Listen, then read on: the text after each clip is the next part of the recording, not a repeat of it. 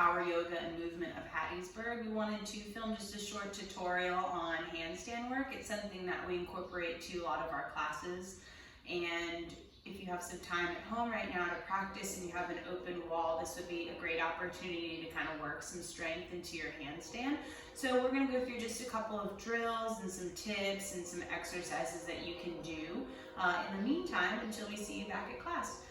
So first off, what we're going to talk about is hand position, which is super important. So to even set up your down dog, which is an inversion because your heart is above your head, you'll go ahead and set up this hand position. So you'll take your hands and hook your elbows and then put your elbows down on the mat and open up your hands without moving your elbows.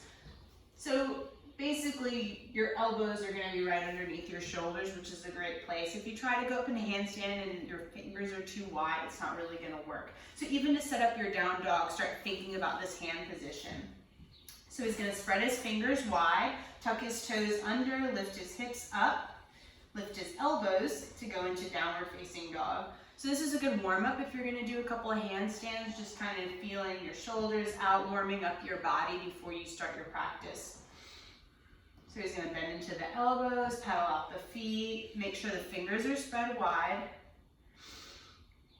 And then we'll come down and we'll do just a couple wrist stretches just to warm up.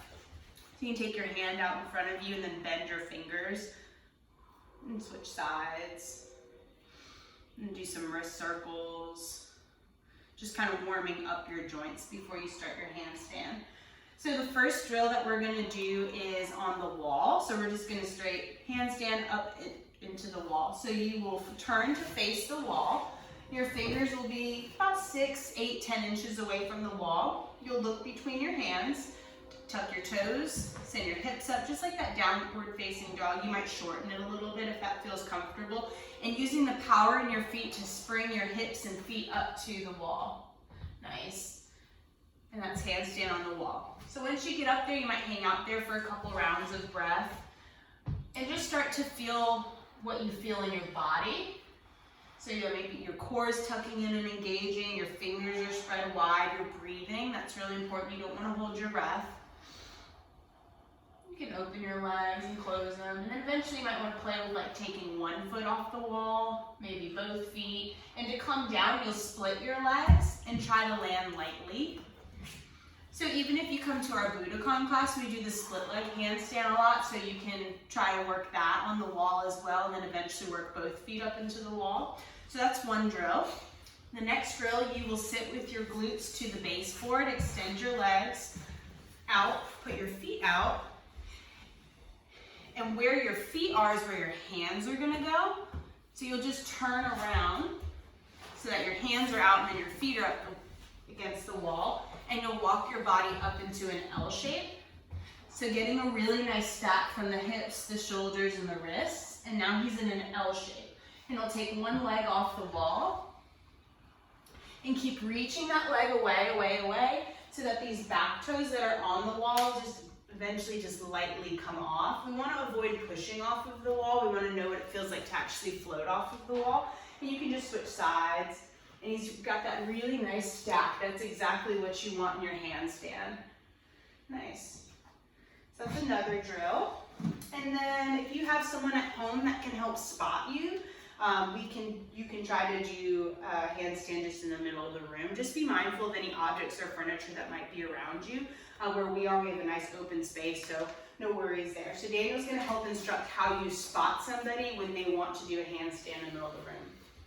So Emily's going to come into downward facing dog, fingers spread wide, elbows hugging in. So we're trying to bring the elbows toward the center so we have a straight line of energy from our shoulders, elbow, and wrist. Now, as a spotter, it's important not to get hurt. And the person coming up doesn't know what they don't mean to hurt you. So I always recommend that you protect your face with your forearms. So if they come up onto the forearm, it's no big deal. And ask them what leg they're going to come up with. So Emily, what leg are you coming up with? I'm going to come up with the left. Left leg. So I'm on the side. So I've got my foot between her hands. I'm bending my knees. I'm protecting my face. She's going to give it a hop up. And I'm going to catch her leg. Now what you need to do here is try to stack the person's hands, shoulders, and hips. So I'm going to walk up, and I'm just building like a little wall. And if I need to move her a little bit, like toward her hips, I'm going to push just a tiny bit. And I want her to hold it up. So feet active, keep that stack. And now I can kind of take my hands away, and as she comes back, I'm just catching her.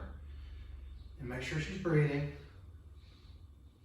Now as she comes down, I'm going to keep one leg and let her lower the other leg. So come down in like an L shape. So you're trying to get as much control as you can. So just an example, she's going to spot. I'm going to come up with the same left leg. I'm going to look forward. I'm going to let this leg lift. And she's going to catch it. Now I'm stacking my legs, I'm pressing through my hands, and I'm breathing. So she's kind of making that little wall so I can bounce off, trying to find that balance point. And when I want to come down, I'm moving my left leg down so she kind of holds my right knee. And then come back up.